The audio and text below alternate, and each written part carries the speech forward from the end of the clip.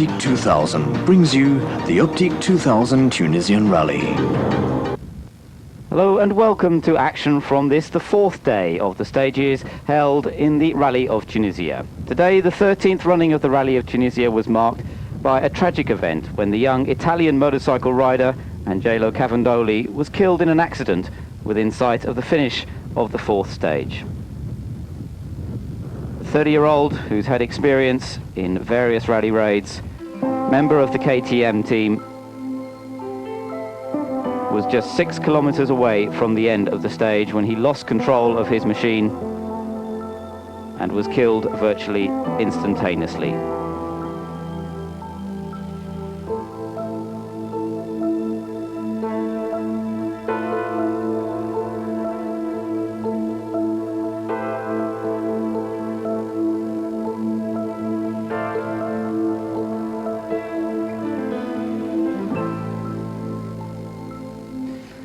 For the competitors at the beginning, though, there was action as they made their way on special stage number 4 from El Borma to Kasargi Lane.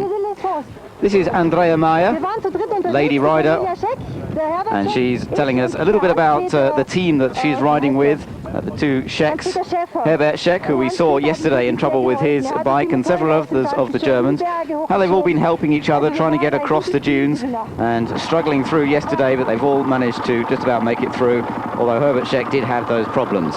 But Andrea Maya going well on the number 50 machine, and she's hoping to finish the event. Today's stage, some 276 kilometers long, around about 172 miles, and none of the more difficult dunes that we saw from yesterday. Today's stage, fairly flat terrain, but a very difficult stage on which to navigate and to find the correct route.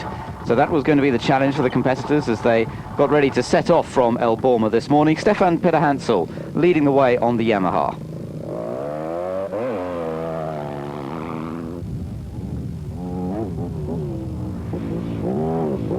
Peterhansel, up to this point, was yet to win a stage on this year's rally, but today he set the fastest time on this stage 4.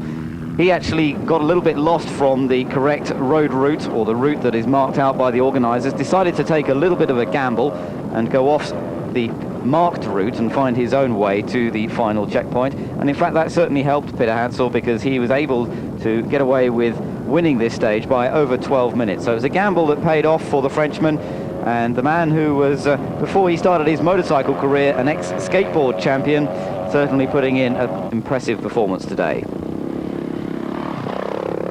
Thierry Magnaldi, man who's won one of the stages so far on the event. He won the second special stage in Tunisia. He was next up after Stefan Peterhansel, riding the KTM, and just losing out perhaps in the war of finding the best route through this particular stage. As you can see from the terrain, not quite so many sand dunes as we saw yesterday, and a lot of the terrain a lot more level and a lot more grip available both to the bikes and to the cars.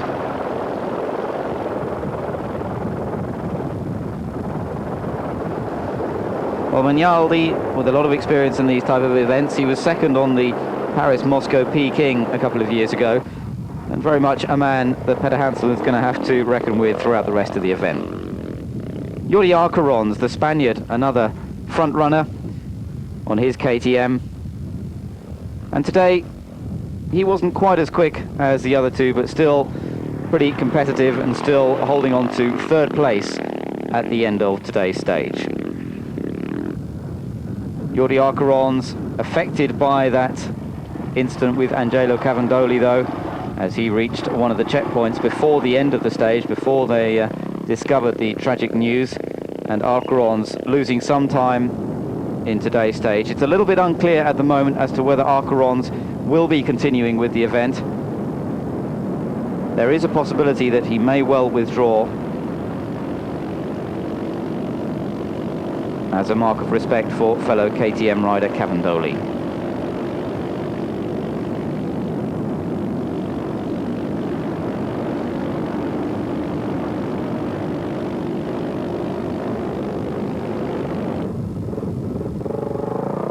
Gianpaolo Quaglino had a good day today on his Honda. He was fourth fastest today after not really featuring in the top 6 times throughout the rest of the event so far, But that fourth fastest time today has moved him up from 10th place overall, now into 7th position at the end of today.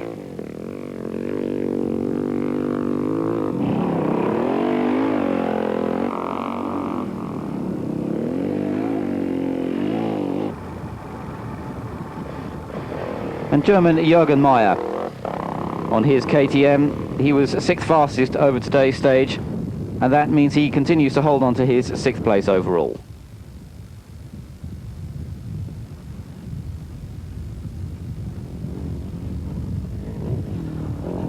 Well, the terrain fairly straightforward today. They're going to be getting into some more difficult terrain again tomorrow, heading off towards Cavandoli Lane here, and tomorrow's stage will see them do a circuit around the town of Cavandoli Lane and into some much more difficult sand and more difficult dunes. This is number 24, Aldo Winkler from Italy, riding his Honda. He was 24th today, not featuring amongst the top 60 results though, as are not unfortunately the British riders who are competing.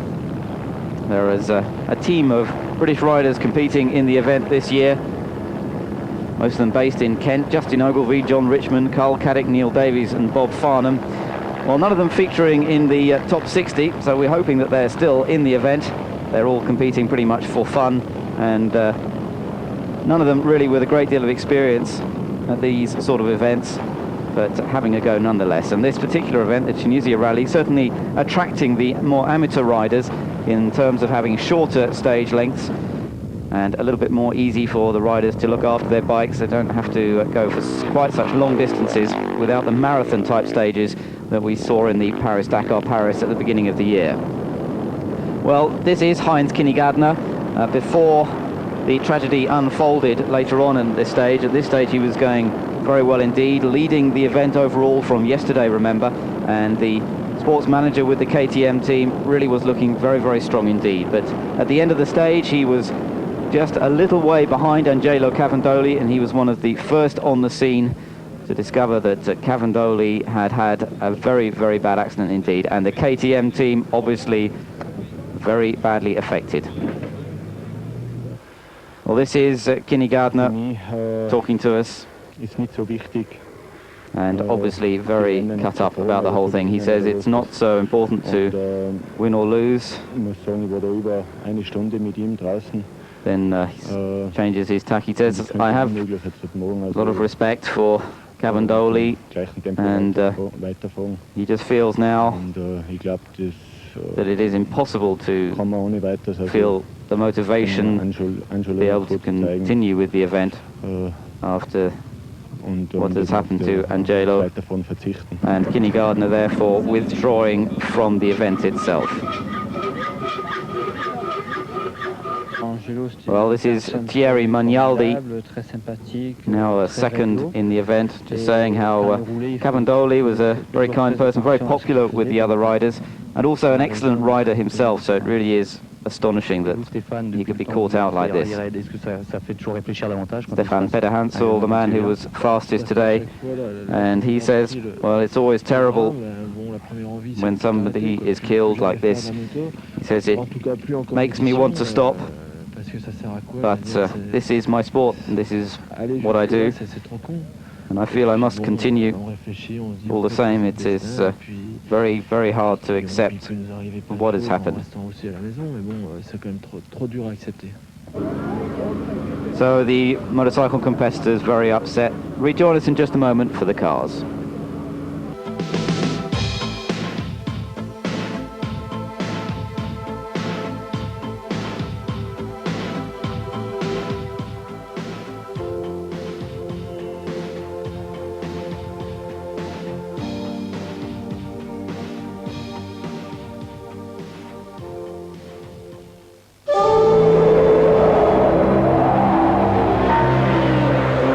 Action from the cars then, from today's special stage number 4, and the Citroens continuing to rule the roost.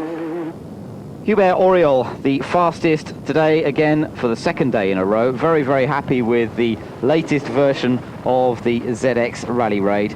These cars producing over 300 brake horsepower, four-wheel drive, and very much adapted specifically for this type of event. Very big ground clearance, and very important also to get the weight distribution just right. This latest version of the car designed to be as agile as possible and to have as much traction as possible as well. And Oriol really very, very happy indeed with the performance of his car today. Pierre Lartigue was second fastest on the event today, and just 4 minutes 29 seconds behind Oriol, and very slightly closing up the gap to Timo Salonen, his teammate who's actually leading the event overall. Salonen, co-driven by Fred Gallagher, the Irishman, who will be celebrating his birthday tomorrow. And, well, Salonen and Gallagher continuing to lead the field at the moment and looking very, very strong. Both Salonen and Lartigue taking things fairly easy today. They don't want to make any mistakes and lose the advantage they have at the moment. So they're pretty much continuing, taking things easy, trying to get the navigation just right. And certainly Lartigue commenting today that they didn't want to take any undue risks. The navigation really was quite demanding on this particular stage, and so they really weren't getting too carried away. Jean-Louis Schlesser in the buggy, still going very well. He's holding on to third place overall. No real chance of beating the two Citroens in front of him, but what he has to watch out for now is the re-emergence of Hubert Oriol as a threat. Oriol losing 3.5 hours the other day when his radiator got broken, but Oriol going so quickly now that Schlesser a little worried that if he has any problems at all with his buggy, then he could lose that third position. So he's watching his back. He had to navigate alone today, of course. He's driving the car solo, and on a tricky navigational stage like today, that of course can cost him a little bit of time. Jean-Louis Schlesser, highly experienced in the world of circuit racing as well, the former twice world sports car champion with Mercedes. And news today, in fact, about Mercedes, that they will be making an official entry into this year's Indianapolis 500 with the Penske team, and the engines used in the Penskes this year will be official Mercedes engines. It's the latest version of the Ilmor engine, and Mercedes input will mean it is a Mercedes engine. Well, this is Jérôme Rivière, who, remember, was having that great battle with Jean-Louis Schlesser for the title of fastest buggy. Well, he dropped down the order with suspension problems yesterday, and today continuing on his way down in 6th place overall. This is the Nissan which is leading in the T2 category, and it's the car of Duarte Guedes.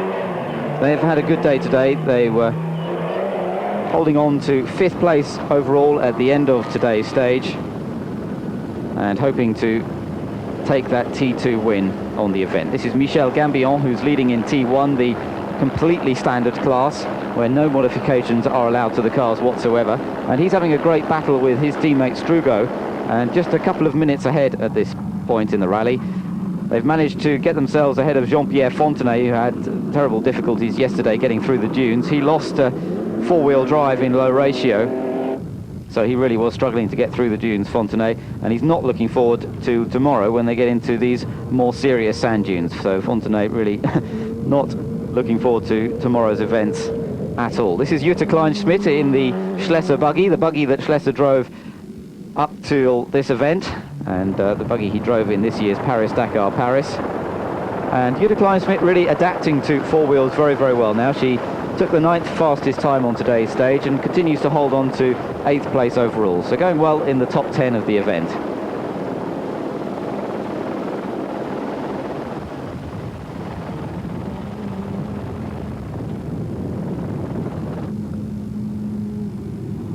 Used to navigating solo, of course, from her experience on two wheels, but on this occasion having a bit of assistance to make her life easier. We had a word with Jutta, and she says it's a great car, and she's very grateful to Jean-Louis Schlesser for allowing her to drive it on this event. So if it wasn't so good, she wouldn't be in the top 10. The only problem, of course, with just two-wheel drive, she has to be a little bit careful. In the dunes yesterday, she was a bit careful when she saw two riders stopped in front of her. She didn't know whether to stop or not, or whether to try and keep going. In fact, she did slow down and stop, and then proceeded to get stuck. So then she had to have a bit of a push from the two-minded cyclists, but she managed to get going again, and she's really enjoying the experience. Well, this is number 214, Strugo, in the second of the standard Nissans, and those two having a good old battle. They're just in the top 10 as well. Gambillon's 9th and Strugo in 10th place, so the two standard machines going very well indeed. This is Dominique Huzio, who was 11th fastest today, holding on to 7th place overall. So he's holding on to 2nd place in the T2 category. This is a little bit more modified than the cars we've just seen. There are 58 cars restarted today after the events of yesterday when quite a few got stuck in the dunes. And so we've lost around about 15 in the cars and truck sections since the start of the event.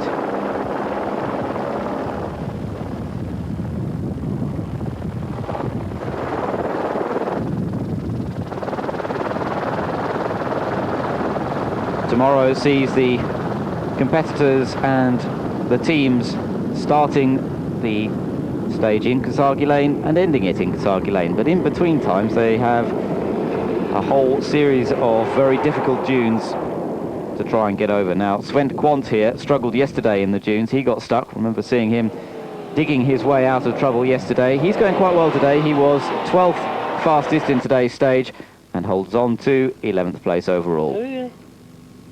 Local wildlife getting in on the act as well, and even they have problems getting over the dunes sometimes.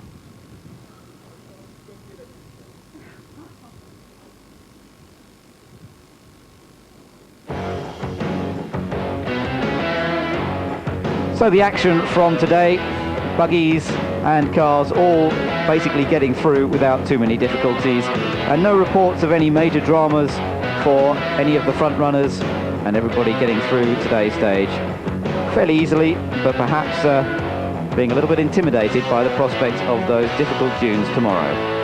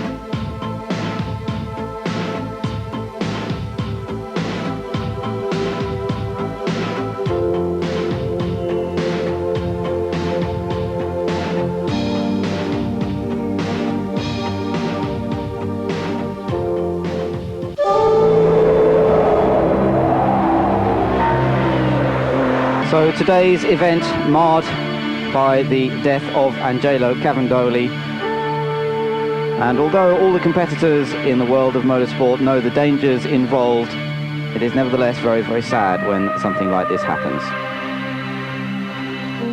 As we mentioned earlier, Kindergartner definitely withdrawing from the event. It's possible that Yuri Akerons and Fabrizio Mioni also may withdraw from the event as a mark of respect to their friend and colleague Angelo Cavandoli.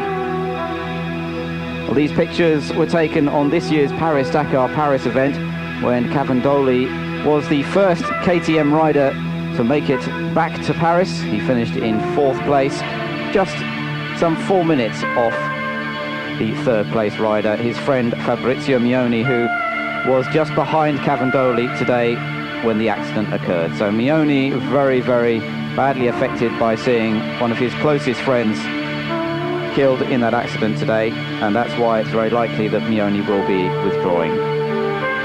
Well, Eurosport passes on its sympathies to Cavandoli's family and to his girlfriend Veronica, who's out in Tunisia at the moment following the course of the rally. And we leave you with pictures of Cavandoli doing what he loved to do best.